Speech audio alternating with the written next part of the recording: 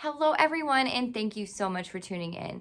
If you're new here, my name is Samantha and I go by Thrifty on a Dime on all social media platforms. On my channel, I talk about different ways to make money online and in person, part-time, full-time, or just for some extra cash. So be sure you do hit that subscribe button as well as a little bell icon because it will let you know when I do release new videos.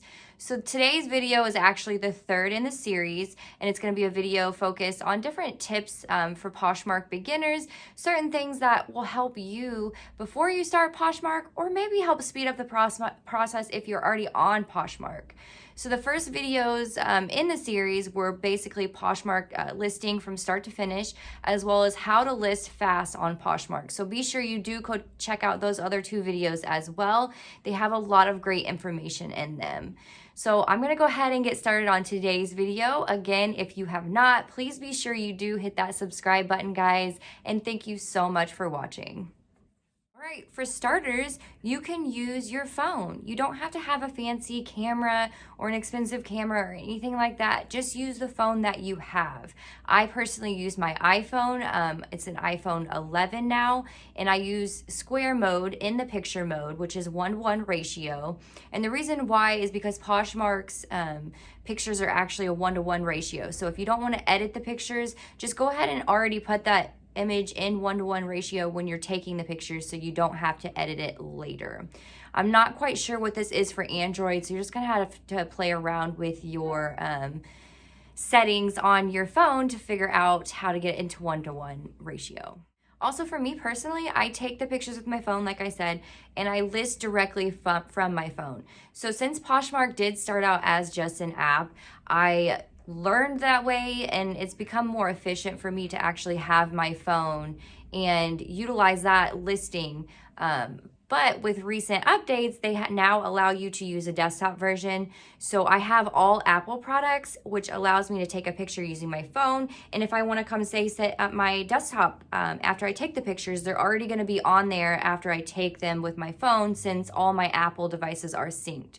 So you gotta just kind of figure out, if you don't have Apple products, how you're gonna get your pictures from your phone to your computer, if that's the way you wanna list. But again, I do use my phone to list most of my items. So you may be like, I have no idea what to list.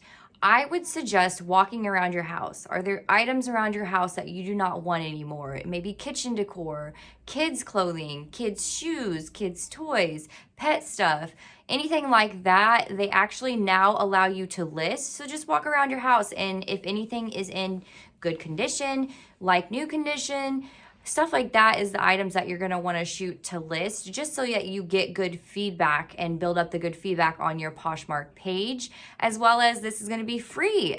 Anything that you make is all profit, so you don't have any money in inventory yet. It's just gonna be stuff that's sitting around your house, and now you get to declutter as well. So you get to declutter, you get to put a few bucks in your pocket, and you get to learn. What you're learning is how to take your pictures for Poshmark, so it's kind of like a trial and error. Do you like your pictures this way? Do you like them that way? You also get to play around with listing on the Poshmark app. So that's going to be the good thing about pulling items from around your house, is that you can just kind of focus on just getting it listed and playing around with how it works and learning. And then get into where you want to get inventory to list on your Poshmark site. When I started out with just clothing. So Poshmark only allowed women's clothing back in the day. So I would go out to Goodwill, Salvation Armies, different stores like that, and I would thrift for clothing to resell on the app. And this was great, but it wasn't really a passion of mine. So over the years, I have evolved how I purchase inventory, and I've been buying in bulk as well as pallets. And that seems more efficient for me than going and buying one-offs at a thrift store. So just realize that you have the option to go to thrift stores, you have the option to go to garage sales, you have the option to go to buy wholesale offline. There's many options. I'm gonna cover a whole video on how to find inventory for Poshmark, so be sure, if you aren't, that you do subscribe to my channel and hit that little bell. Here in the next couple of weeks, I'll be putting out a video on how to find inventory for Poshmark, and I'll share with you what I did before and what I'm doing now as far as buying my inventory. One thing that took me a little bit to realize is that you don't need to do community shares. And what community shares is basically you going into somebody else's feed and sharing their items, or just going to the main news feed and sharing other items as well. I used to think that I had to do this in order to get sales, and it's just not true. So if you're utilizing Poshmark as a business or as a way to make money, being most time efficient is important, and sharing other people's items are just not at the top of my business model. And once I cut that out, I was really able to focus on listing more, sharing my own items, and that really increased my sales alone, because when you share other people's items, they're doing the same. They're not always going to share back your items. In fact, most of the time they're not going to share back. A lot of people you'll find use bots. So when you get a lot of shares from people, a lot of times as people use a bot, which is a computer program, and it shares for them. So again, I just wouldn't focus on sharing other people's items as much as sharing your own items. And when I say sharing your own items, it's really important to actually use the ENL feature, which is edit next list. So your items get stale as more people list more items, your items kind of get pushed down in the newsfeed. So what you're going to want to do is at least every other day, if not every day, edit next list every single one of your items that are still for sale. And this is actually going to push it back up in the newsfeed, as well as share it to your followers too. So this is two separate places that more people's eyes are going to be on your item, that that kind of item got stale by being pushed down in the newsfeed over days. Poshmark also added a shipping discount feature, I should say, which basically when you are creating your new listing on Poshmark, you are able to add a shipping discount, and you don't have to wait to make an offer to liker. So before, you actually had to have the item listed, wait for a like, and once the person liked it, you could shoot them an offer. Now you can actually add the offer initially, so when they actually go to purchase the item, you don't even have to shoot them the offer of discounted shipping. It'll just already be applied. So that feature I do enjoy. I don't use the free shipping part of it, but I do utilize the $5.95 or the $4.99 shipping portion, just so that I am not losing a whole lot of money eating all the shipping cost. You get a lot of free shipping supplies from USPS, and you can actually get it online, or you can go to the store and get the supplies from them directly. And it has to be priority mail. So Poshmark is all priority. So anytime you ship with them, you can actually use USPS's free supplies. And that's what I utilize, so that it just saves me a little bit on my shipping supplies, since you already have so many other fees as a reseller. So again, USPS, and if you Google it, USPS free priority mail shipping supplies, it'll bring up the link for you guys. So you don't need a fancy lighting kit or background setup or anything like that.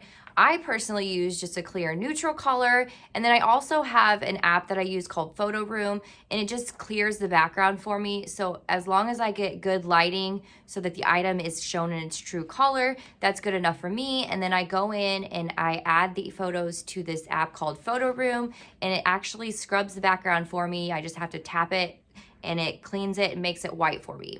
So then I don't have to sit there for hours and try to get the perfect white background. But again, you can actually just use a plain one, plain black, plain white, whatever. Just make sure it's not distracting and it doesn't draw people away from what you're trying to show, which is the item you're trying to sell.